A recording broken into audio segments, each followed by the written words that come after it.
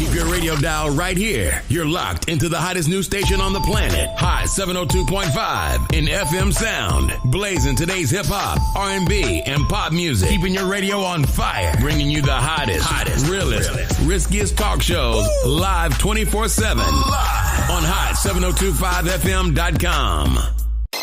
Keep your radio dial right here. You're locked into the hottest news station on the planet. Hot 702.5 in FM sound. Blazing today's hip-hop, R&B, and pop music. Keeping your radio on fire.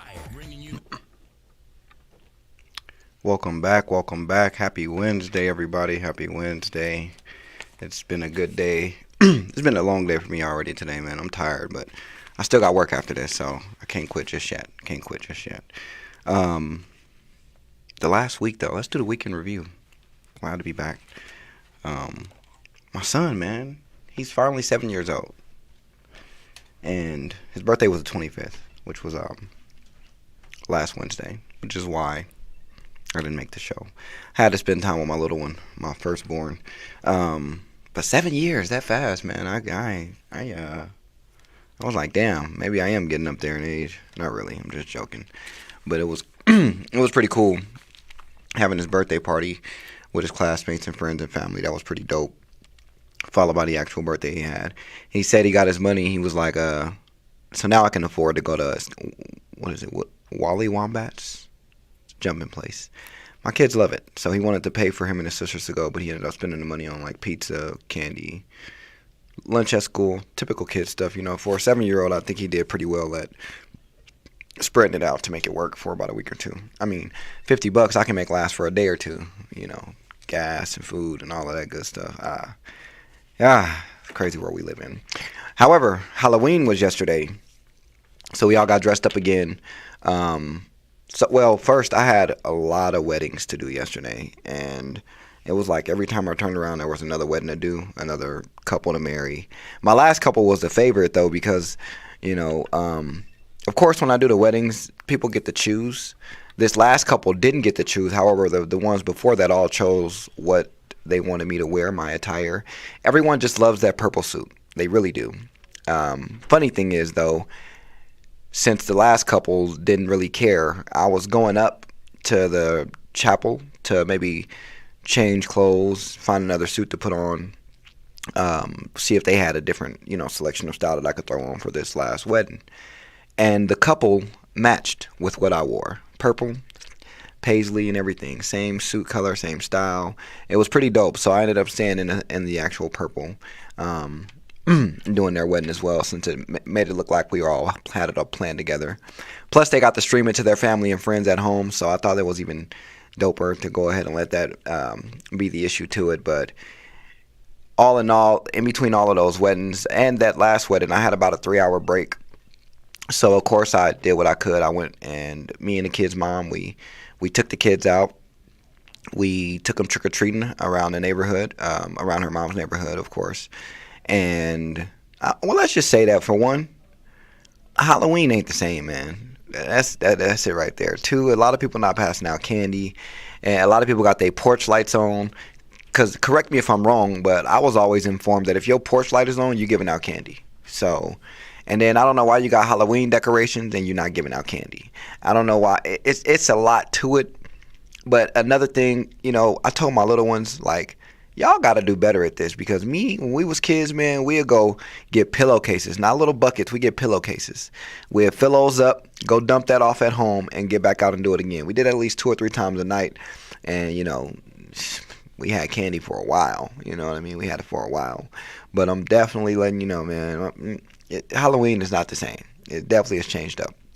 But again, shout out to my kids' mom again, holidays and stuff come together. We've never had an issue co-parenting, so we always do our goddamn thing for the kids.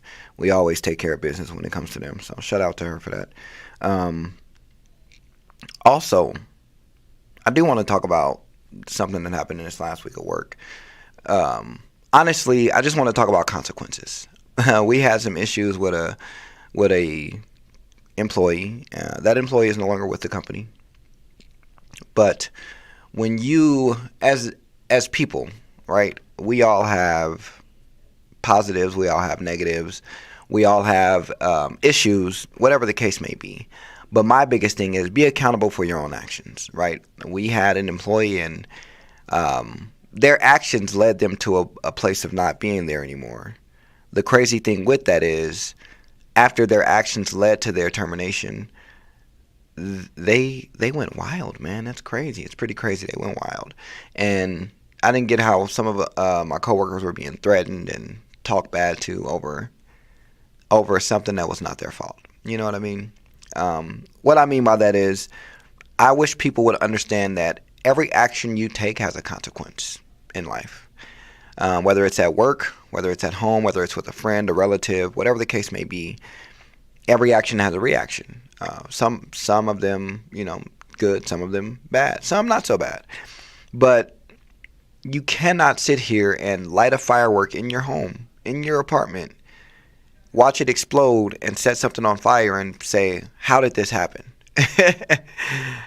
Clearly you caused that to happen because you knew better and you still did it, So I'll make that quick and short on that one, but whatever, it is what it is. Also, yes, I played the Spider-Man game. I'm sure y'all know I played the Spider-Man game. I mean, it was bound to happen. I played it ever since it came out. I beat it twice already on 2 different difficulties, working on my 3rd one now. I love the gameplay. I'm not a fan of giving away things, so I won't give away too much. What I will say is I love the gameplay. I love the story mode. I love the way things progress, the way things happen. It was amazing. And I found a few new dad jokes from that game. My favorite dad joke, from that game. Peter's getting into the particle accelerator with the symbiote suit on, and he tells Harry, relax and be like a proton. He's like, what? And Peter's like, stay positive. I just think that's just hilarious.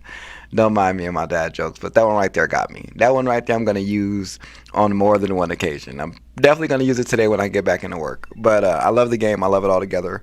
That joke right there, though, I've had to pause the game after hearing it because I laughed so hard, and I just kept laughing. You all may not like dad jokes, but I love them. I love every single one of them. I kid you not. Also, I was talking the other day about how I was one of these tomato crocs, and talking about how at work we found out about them about a day or two later, but they were already sold out. You couldn't find them anywhere. Mind you, they're sold out. You couldn't find them anywhere, and y'all know I got the Lightning McQueen ones already. My brother had bought me those last year as just a surprise present, so appreciate him for that. But the Mater Crocs were sold out. Anywhere you looked at them, they were like double the price, hard to find, hard to get, whatever the case may be. So now I'm bummed out because I'm like, I already got the Lightning McQueen ones. Like, if I get the Tomato ones, I'm going to be fucking dope. I'm going to be happy. I'm going to be excited. You know what I mean? But I was crushed, and I did not get them. I didn't get them. So now I want to talk about conversation.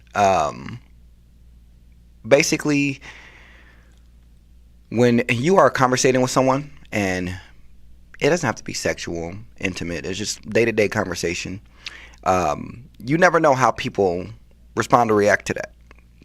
But when you have someone that you can consistently have conversations with, one person isn't carrying a load, the other person isn't carrying a load, great conversation, substance behind damn near every topic. You may have a few things where you're joking about, talking about, chit-chatting, ha-ha-he. But my thing about it is I realize that it's crazy. I'm going to say this in a way that may sound toxic, but I don't mean it that way. I realize that through conversation, if I really put my mind to it, I could be manipulative as fuck. And I can get anything I wanted. I believe that now. I'm going to tell you why. Now let me give you context behind it. After having day-to-day conversation and just talking about regular things, being honest and upfront with people or each other, and people listen and pay attention to you, I got a surprise with those Crocs that I wanted was given to me, right? Now, mind you, I've never slept with this person, none of this, nothing of the sorts. I've never done that with. However, I did get the shoes, the Crocs that I've been wanting for. So some people say, oh, that's not a big deal. They're just Crocs. Well, no. The big deal is I really love Cars. That's my favorite movie, okay? I talked about it before. I mentioned it before, but it wasn't something that I mentioned all the time. And then I did mention the fact that the shoes were sold out and I couldn't find them anywhere, and I wasn't paying all that money for them. So for all of that to be taken into consideration and just gifting it to me with no hidden agenda whatsoever, I think that was great. So I told myself, I said, I don't understand. Like, I've never, and again, I've never been the one to receive gifts just because. I've never been in that kind of situation with anyone to just receive a gift just because. Normally, people always want something from you. So, so yeah, to me, it was a little different. But I started doing my research because I'm like, what made them want to get me something that I wanted when, like, it ain't even that. You know what I mean? It ain't even that. And I'm just curious, and when I'm looking it up, I'm seeing all of these toxic signs. Like, men are talking about how they can be upfront with these women and tell them, hey, you know, like, I'm never leaving my family, but I do want to mess around with you. And they'll continuously pump these women's heads up and let them think, hey, we'll be together, while continuously telling them I'll never leave my family. I think it's crazy that it's being, you know, people are falling for that, but to each his own, right? Neither here nor there. But now I'm doing the research and I realize and I see that a lot of these men are just saying that all you need to do is put in a small amount of effort and attention to detail and talking to the women, and they'll do anything they want for you. And it's crazy because my mindset is always be the man, be the gentleman, you know, be protective, provide, do what you got to do, make sure you're taking care of business, and the women will do what you want. So it's funny that a philosophy I would refuse to follow is working and getting a lot of men exactly what they want whenever they want it. Yet here I am trying to be wholesome, faithful, a good guy. I mean, I will remain the same person I am, but it's just ironic for me to see that my efforts of being a good guy are diminished due to the fact that the toxic man receives more praise. And manipulation is key, I guess, because a lot of women are looking at these men like, there's nothing toxic about him. No. This man is telling you he's got a family. He's not going to leave. And he wants to be with you. How he loves you so much, cares about you so much. The man is telling you he wants to live two different lives. And you're okay with it. That's fine. My thing about it is, have y'all ever asked what the other woman is thinking? You see what I'm saying? You don't think to sit up there and say, well, does the other woman know that you're doing this? Is it okay? Is she all right with it? Is she on board? But because the man is saying that he's being honest and upfront with you. No, because let's be real. If I was in that situation, I would tell you, because I love proving points, right? But to a certain degree. So in that way, I'm not about to sit up here and argue with you over it. As soon as I bring it up, I'm going to say, you know, real quick, let's call her. Let's call her and find out what my restrictions are. Let's find out what I can and can't do. I'd rather you hear it from the horse's mouth themselves than assume I'm just telling you the complete truth. It's never been an issue to check your sources and check your facts, right? Never been an issue. But some of y'all are okay with that. And that's wild. And I told myself, like, that mindset is easy to have. That's why I don't want it, because it's too easy to have.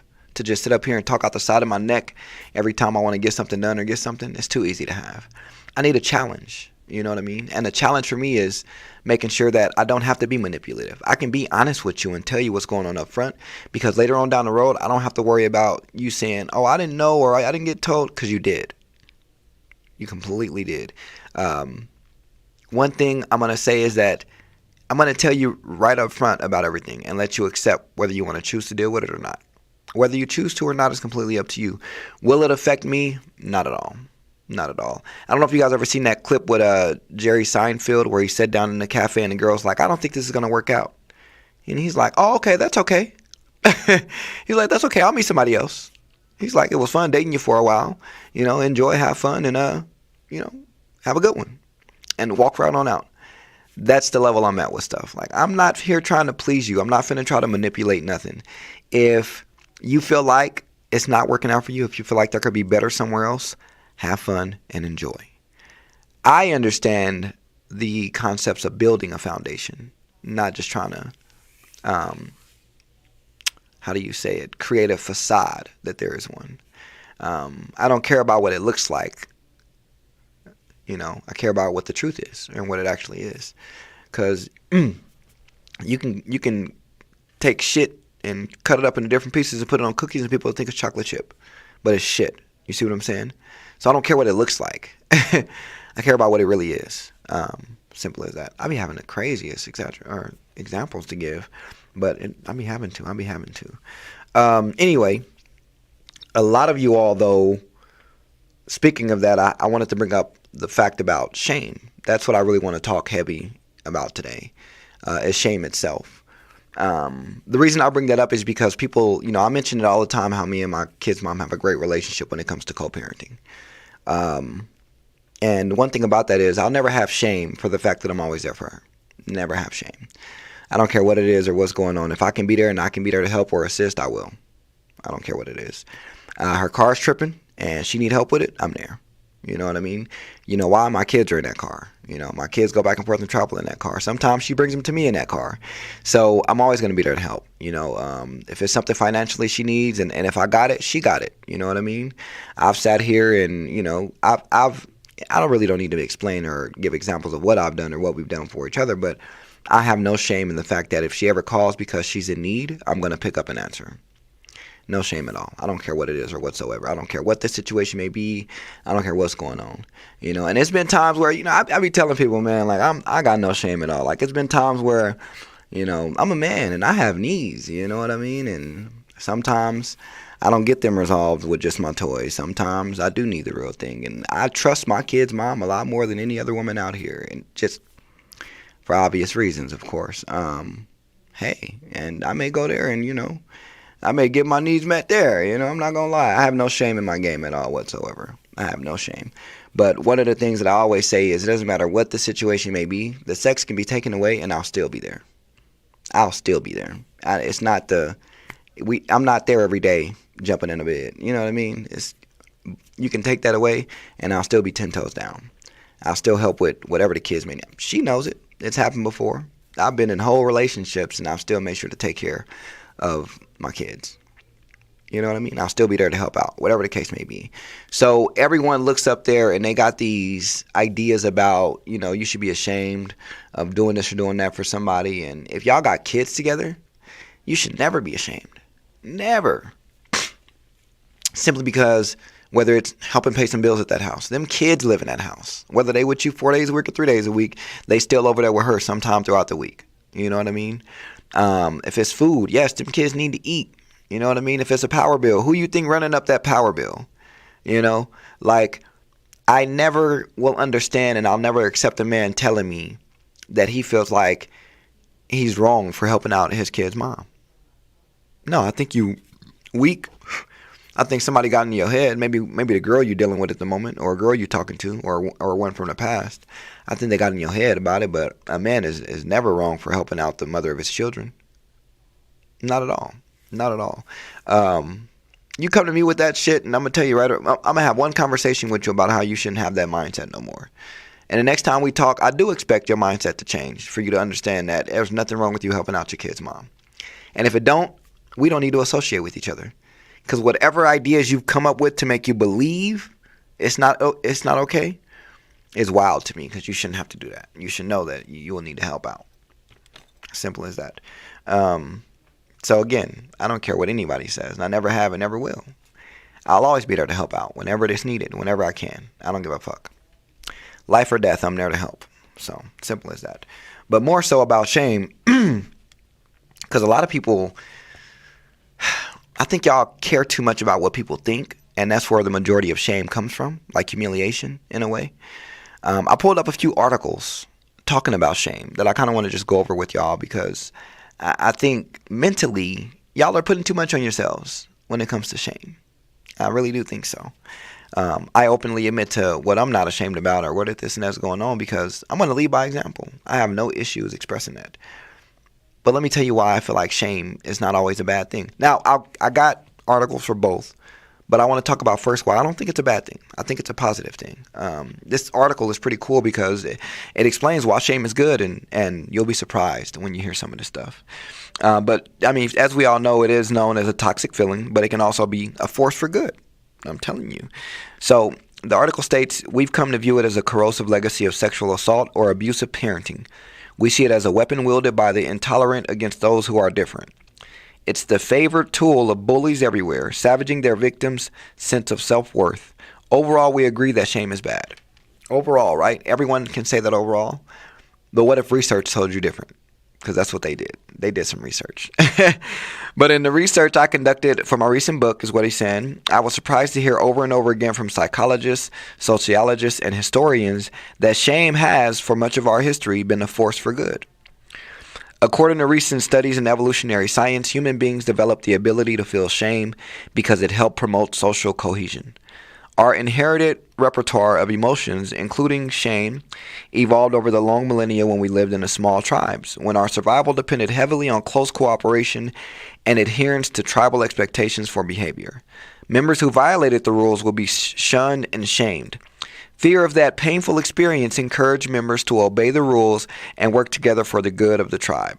I like how it states that instead of them wanting to go down that path of being looked at as you don't belong here, they rather do the work and put the effort in to make sure they remain there. It's kind of what I got from that. As the lead researcher in the one study explained, the function of pain is to prevent us from damaging our own tissue. The function of shame is to prevent us from damaging our social relationships or to motivate us to repair them. I want to take a break right there because it says your social relationships. I don't feel like we should always be worried about what society is saying about us. You know what I mean? Society can be cruel sometimes. Society can tell you you're fat when you only weigh 100 pounds at 28 years old. I don't think that's fat. I think, you either may have some anorexia issues or you just may be in your bloodline. Y'all may not gain weight like that, but, some people will make you think you're fat because of that. Like that one, what was it? I don't know if it was an Instagram model or what, but she had an issue with anorexia, then she started doing better, and then she relapsed, and it was a lot to it. But I think society made that relapse happen, Throughout history, societies everywhere have made use of shame to express their values and enforce expectations for how their members ought to behave toward one another. While often defined too narrowly as they were in the United States in the 1950s, these shared expectations also made it possible for human beings to live together, cooperate, and thrive. By mapping the behavioral territory subject to the shame and then shunning those who transgress, we define shared values that may bring us together as a people. For example, civility and honesty are two traits heavily enforced by shame. Those who betray our values are encouraged to reform and subsequently reintegrate into society. Those specific values may change over time. Behaviors considered acceptable in one era become shameful in another.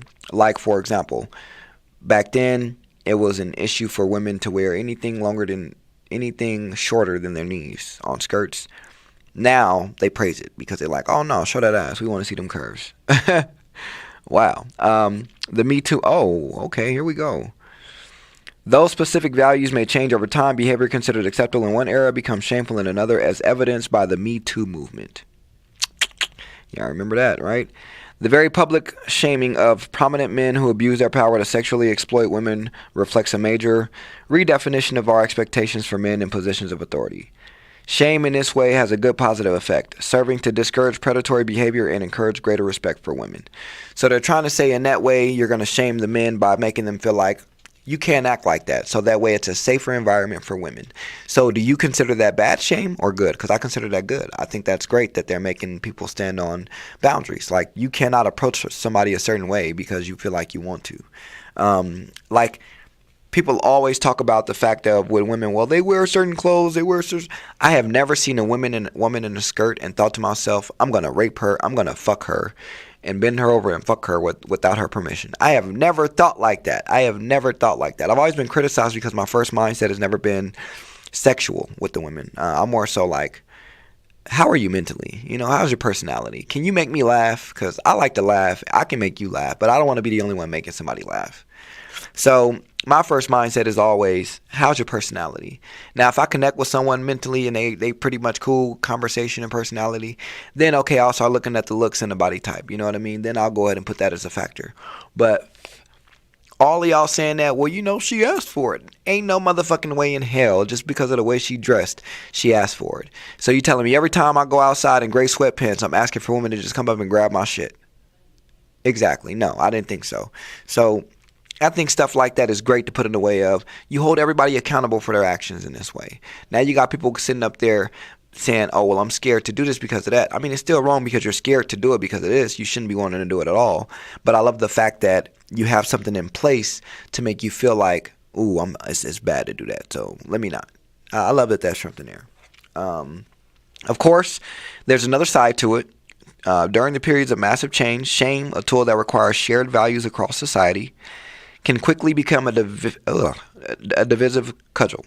It has become cliche to describe American politics as increasingly tribal, but viewing it through this lens helps us make sense of how shame operates in politics today. I kind of want to, it's one part in here I wanted to talk about for sure. This one here says, how to tell if shame is productive or toxic. I think this is just a good footing stone for you all. In my work as a psychotherapist, I often encounter people who are grappling with shame in some form. My clients deflect feelings of shame by embracing blame, contempt, and indignation. Oftentimes, they actually need to instead face the shame head on if they are to grow. If you ever responded to criticism with one of those emotions, only to realize later that your critique had a good point, you'll understand what I mean. So I know some of y'all have thought like they were pretty. No, don't say that to me. You got me fucked up. And then you went home and you were like, now that I think about it, I probably could have ha-ha'd when I should have kiki'd, and they probably was right. Now you're seeing that you were just reacting off emotions, and it's okay. One client railed against her supervisor's bias in giving her a poor performance review. Indignation helped her avoid feeling shame about some accurate criticism she heard concerning habitual lateness and inattention to detail. Another client mocked his wife as having no sense of humor by dismissing her with contempt. He invalidated an acute observation she'd made, that he often made sarcastic jokes at her expense whenever he felt bad about himself, like the night after losing a big account. Ooh, what's so funny about that is that I used to do that. And then one day I just was like, I apologize for doing this because I didn't know it made you feel this way.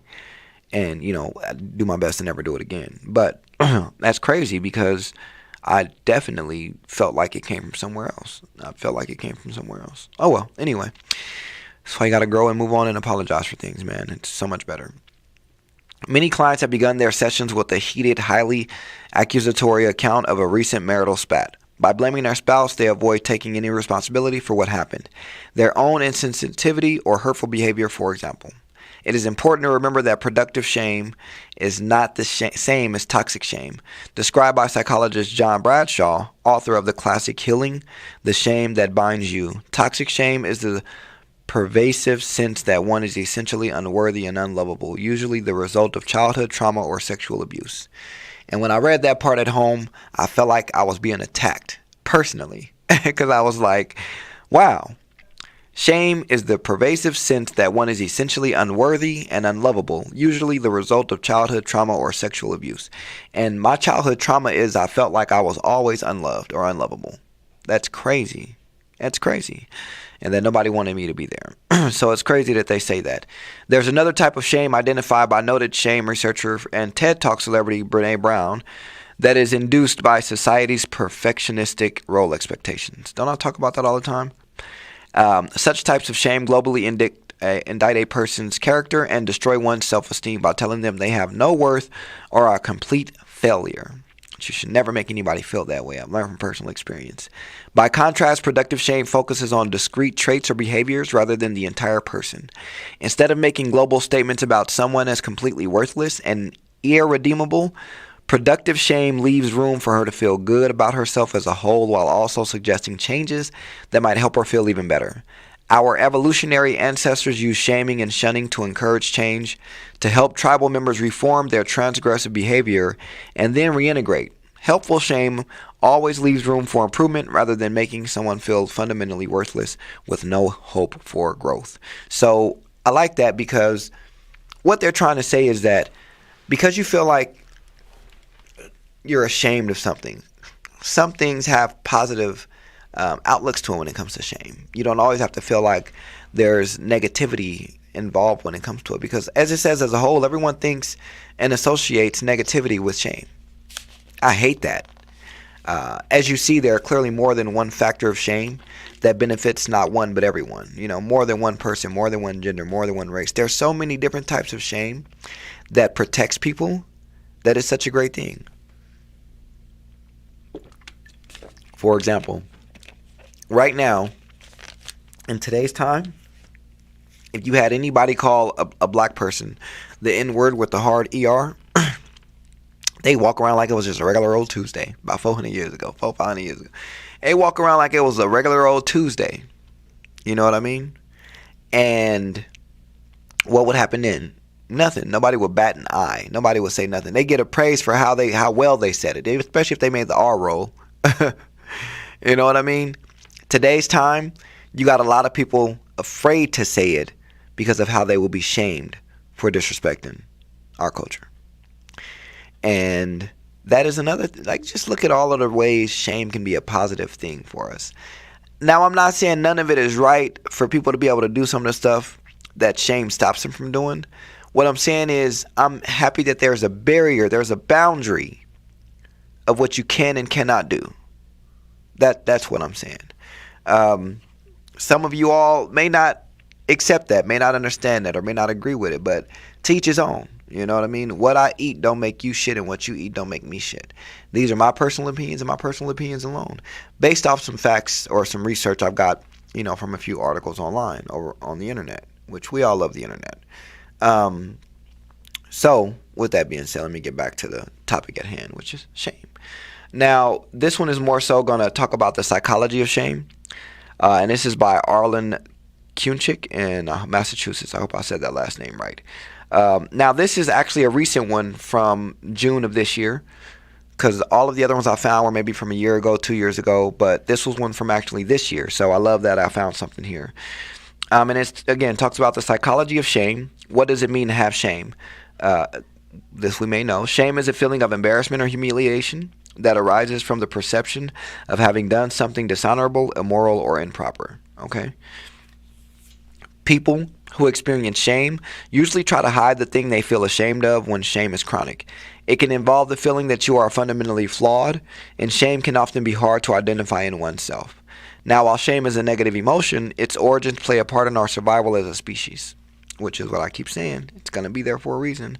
Without shame, we might not feel the need to adhere to cultural norms, follow laws, or behave in a way that allows us to exist as social beings. Right? When does shame become harmful? I want y'all to pay attention to this little piece here on this one, because this is going to give some really interesting information. Shame can be problematic when it becomes internalized and results in an overly harsh evaluation of oneself as a whole person. This inner critic might tell you that you are a bad person, worthless, or have no value. The truth is, how deeply you feel ashamed often has little to do with your worth or what you have done wrong. Has anybody heard that? I'm going to read that one more time because I love it. I'm sorry, I love it. Now, it says, the truth is, how deeply you feel ashamed often has little to do with your worth or what you have done wrong. So don't take away from the person you are because of one little mistake or one issue, one lesson you learned. Other common concepts that overlap with shame include embarrassment, humiliation, and guilt. However, these different terms have nuances in meaning that are important to know to better understand shame. Now, what are the symptoms of shame? Are you wondering whether you might be experiencing shame? Below is a list of self-defeating shame reactions according to psychiatrist Peter Breggin in his book Guilt, Shame, and Anxiety. I kind of gotta get that book now. Feeling sensitive or being worried about what others think of you. Feeling unappreciated, used, or like others take advantage of you. Feeling rejected, regretful, inadequate, or feel like you have little impact. Uncontrollable blushing or being afraid to look inappropriate or stupid. Worrying that you aren't treated with respect or wanting to have the last word. Feeling that you can't be your true self, losing your identity, or not sharing your thoughts or feelings because you are afraid to be embarrassed. Being more worried about failure than doing something immoral and dishonorable, being a perfectionist. Feeling like an outsider, that you are different or left out, or feeling suspicious and like you can't trust others. Or being a wallflower or shrinking violet, wanting to shut people out or withdraw, trying to hide or be inconspicuous, or not wanting to be the center of attention. I like that because the one that I really like is the one that says feeling that you can't be your true self, losing your identity, or not sharing your thoughts or feelings because you are afraid to be embarrassed. I like that personally because a lot of the things in my life I do because it's my choice and I like it. I love it. I used to get critiqued about everything. Oh, Marquand, you're too grown to be wearing costumes as an adult. I don't give a fuck. It makes me happy and I love wearing costumes, so I'm going to keep wearing them. Oh, Marquand, you shouldn't wear suits all the time. You know, you shouldn't wear, that's not cool to wear a suit everywhere. Hey, I wear suits for me, so I'm going to wear them because I like them. You know what I mean? Plus, the ladies love it too, so I'm not worried about it. That's also a bonus for me. But what a man is thinking about, I don't really give a fuck. You know, I'm not going to sit up here and be concerned with your thoughts on how I look as a man. I'm here to appeal to women, not to men. But what I mean by that is, you know, when they talk about it, oh, Mark, you know, you watch anime, you shouldn't be watching it. Hey, I'm going to watch anime. I'm going to watch something that's entertaining to me. I can't watch anime, but you can watch these fake reality shows. Man, get the fuck out of here. Yeah, I said it, fake reality shows. They all scripted. They ain't no reality show. It's a fake fucking reality show. But I've never been the one to be ashamed of what I love and what I like to do in life. For the simple reason that you're not about to embarrass me for something I like. How? You may not like it and that's cool, but it's something I like. So, whatever. It is what it is. But I've never been the one to hold that shit and let it hold me back or hold me from what I want to do. The behaviors below are examples of things that people do when they feel shame. Now, looking down instead of looking people in the eye, which I think we all do it sometimes when we're embarrassed, right? Keeping their head hung low or slumping their shoulders instead of standing up straight. Feeling frozen or unable to move. Not being able to act spontaneously. Stuttering when trying to speak or talking in an overly soft voice. Hiding themselves from others or crying if they feel shame or embarrassment. Wow, that's crazy. That's wild. 4 categories of shame behavior. Now, in the academic book Shame, published by Oxford University Press, the authors identified 4 categories of shame behaviors. The hot response, behaviors to cope with or conceal shame, safety behaviors to avoid shame or being discovered, and behaviors to repair shame. I think I got just enough time to get all of these out the way first, actually. The first one is the hot response. These are things you do when you feel ashamed and defensive, such as lashing out in anger or attacking the other person to deflect attention from yourself. The hot response is usually an impulsive reaction. So you've ever been there, somebody called you out on something, but you didn't expect them to call you out on it? And the only way you can think of to respond is with anger or irritation or frustration instead of just being like, oh shit, that's true. That's what it's talking about. That's the hot response. Your emotions are triggered and you instantly react off of those emotions. Behaviors to cope with or conceal shame. Now, these behaviors include doing things to make yourself feel small, trying to avoid being the center of attention, or not sharing your thoughts or feelings. Concealing yourself is a method of self-protection.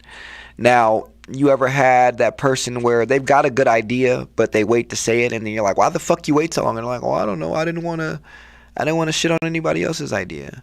That's what it means. Sometimes you have to be able to stand up for yourself and speak up because you don't need to be quiet.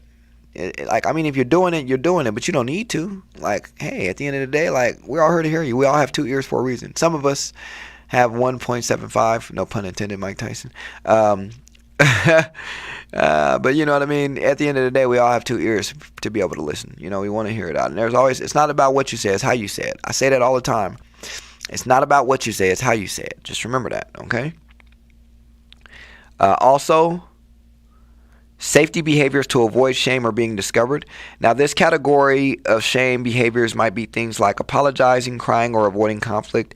People who have a tendency toward being emotional or avoiding conflict may be more likely to engage in safety behaviors.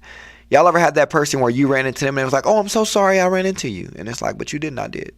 Or you ran into that person where, you know, you can walk in and they walk in front of you, or they're walking, but they pass you first before you pass them. Oh, I'm so sorry, I didn't mean to cut you. And literally, they're doing nothing wrong. That's what they're talking about. They're so worried about being put in the limelight, they just apologize all the time. Like, they didn't mean it. They're so afraid of confrontation, they rather just apologize when it's not even their fault. Behaviors to repair shame. These might include things like doing things to soothe yourself or apologizing to others.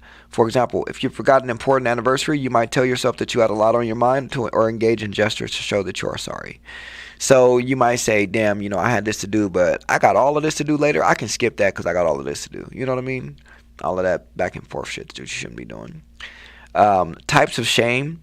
This one, I was hoping I can get to this in time, which I do. In addition to the 4 broad categories of shame that have been identified, there are also many different types of shame. Below are some to consider. So You have transient shame. Now, transient shame refers to that fleeting feeling you get when you make a mistake, perhaps in a social setting. It usually passes quickly and doesn't create problems in your life. In fact, transient shame may be beneficial by causing you to pay more attention to feedback received from others.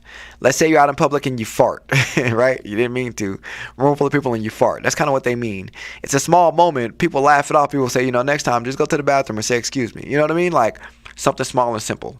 Chronic shame is with you all the time and makes you feel as though you are not good enough. This type of shame can impair your functioning and mental health.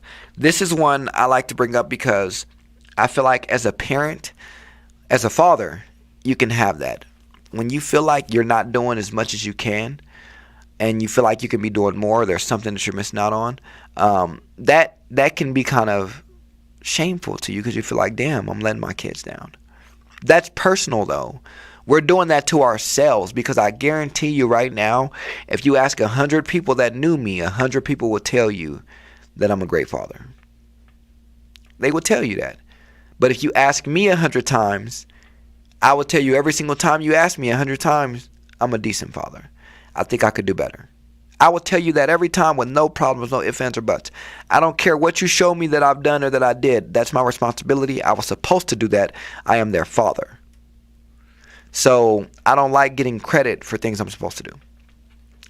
Simple as that. But I'll be honest. That one right there, though, with that, it can be very, very... You always feel like you're never doing enough. I'm just going to be honest. You always do. Or at least in my case as a father. I always feel like I'm never doing enough. Humiliation is one of the most intense forms of shame, and it comes about when we are critically embarrassed and embarrassed about something. Often this is felt when something happens in front of the other people. I was like that fart I was talking about earlier. Defeat. We might feel shame when experiencing failure or defeat. If you lose a sporting match that you were expecting to win, for example, you may feel shame in the loss, or you might feel shame when you didn't get a promotion at work. I like to give a story about when I played my brother Junior in 2K years ago. The person I was dating bought me a new Galaxy smartwatch when they first came out with the camera on it. I felt like I was a spy. We played 2K for that watch, and I ended up losing. And the shame I felt looking in her eyes that I just lost something she got for me, I had to buy it back. I had to buy it back from them because it was horrible the way I felt. It was so horrible, And then I was like, I lost in front of you too. Oh, my God. Shame around strangers reflects the feeling that they will discover that something is wrong with you. This type of shame is common with social anxiety, with some studies finding that cognitive behavioral therapy, CBT, reduces social anxiety symptoms by reducing one's proneness to shame. In front of others, shame in front of others refers to as the type of shame that is experienced when one feels embarrassed in front of other people. This form of shame is linked to the feeling of humiliation. So about the same thing. Performance shame, feeling self-conscious about one's performance, is another type of shame. This tends to show up when public speaking as well as during musical and athletic performances. Some argue that performance shame serves as a transformational force impacting both the performer and others at the event. Look, let me tell you something. One time, performing in general, right? I like to at least have the idea that, if you come, if we doing a do, like if you fucked me before, at least you had a good time. That's what I like to go by. At least you'll say it was worth it, right? It was good. It was worth it. So there was a time where, it was like maybe like 3 or 4 strokes in, man, and my little man was like, hey, time to blow. You know what I mean? Now, you don't know how embarrassing that is to be so quick like that, 30, 40. I've always heard of the Minutemen, but I've never been to one, and I was one, and I was like, yikes. You know how I felt? I was like, you know what? Let's run this back, because no, that's not fair. That's not cool. I don't know why that happened. So, but I'm telling you right now, man, I feel embarrassed all over again just thinking about it. That's crazy. That's so crazy. But, I got back up on the horse, and I got back up ready to go, and, I resolved her issues without no problems.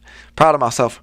What did he say in that one video? They had us in the first half, but we just kept going, and we ended up getting it. We ended up making it happen. Shame about the self.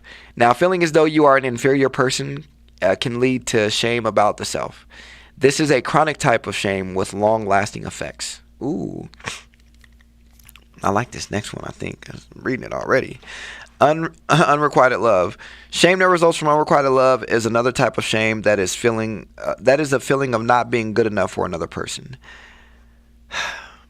I know that all too well.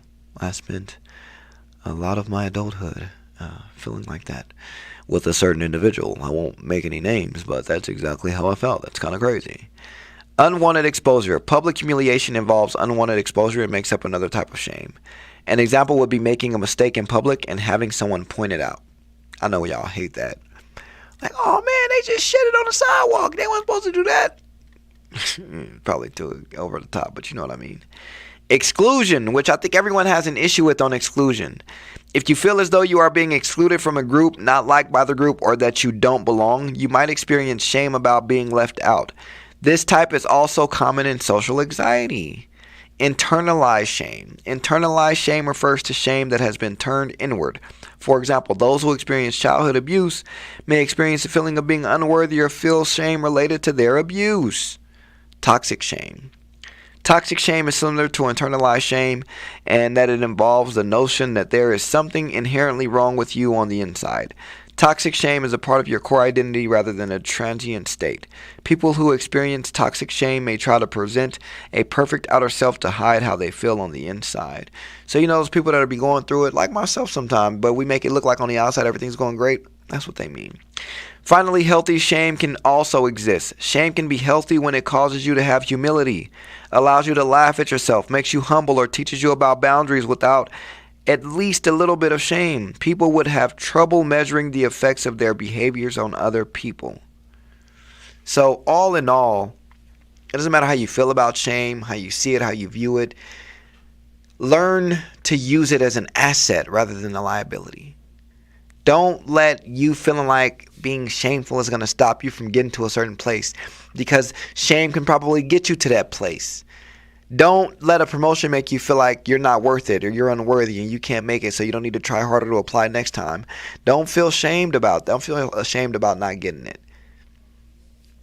Feel, what's the word I'm looking for? Inspired. Feel inspired. I think we should do better at letting shame inspire us than letting it safeguard us. Because I think a lot of you are letting shame keep you in this little bubble when you've got a whole world that you can experience the way you want to, right? We all are unique in our own ways. Everyone has their own cliche or their own thing. You know what I mean? I guess I can say vice for lack of a better word. Everyone has their own vice.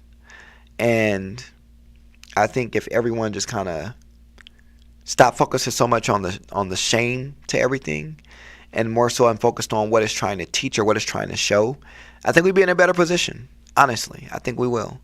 I've been there at times where, I let shame control me and I would tiptoe around this and tiptoe around that and stay in this corner and be in this box and walk in that bubble. I've done that.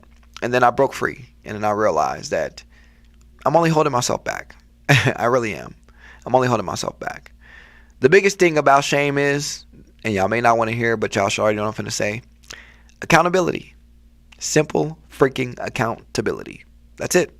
So simple and easy. Also, now that I done got that out the way, I want to let y'all know something. I just put and ordered 2 books today. Me and E were talking earlier about some issues that we've been, from social media, and I just kind of want to read these books, give my opinions on both of them, and go from there. I'm talking about Will and Jada. Will's got a book out. I'm going to order it. It's on sale right now for $12. I'm going to order that. Jada's got a book. I'm going to order that. I'm going to read both of the books, give my viewpoints on them, and go from there.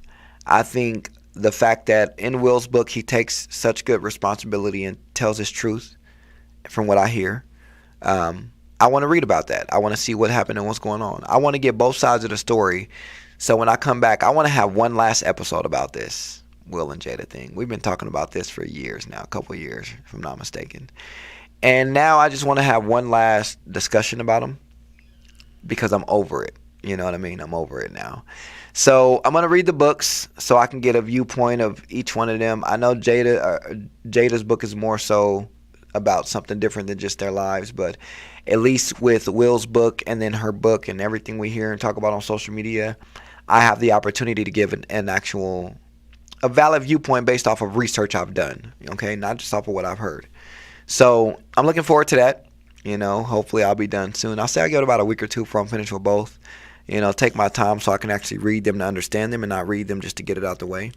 When I first started reading books, I would always read them to actually just get it out the way instead of actually pay attention to what the book is trying to say to me. So I learned that valuable lesson in my life, and now I'm changing that. So I'll definitely see y'all again. Sorry, I was thirsty.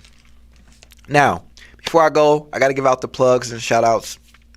Don't forget you can reach me on Facebook, Marquan Thomas, Marquan, or Quan, Facebook Jail Thomas, either one of the two, or choose your character. You can also reach me on Twitter as Quanni702 or Juss Quanni. Instagram is the same way, Juss Quanni or choose your character. YouTube is also Juss Quanni. TikTok is Juss Quanni23. Did I forget anything? Oh, and also I'll be streaming more often now on the video games. So catch me at Twitch, which is Juss Quanni as well, and follow me there. Get that taken care of and get it going. Until then, I will catch y'all next Wednesday on the hottest radio station on the planet. Hot 702.5 FM. Until next week, peace, love, and hair grease. I'll catch y'all then.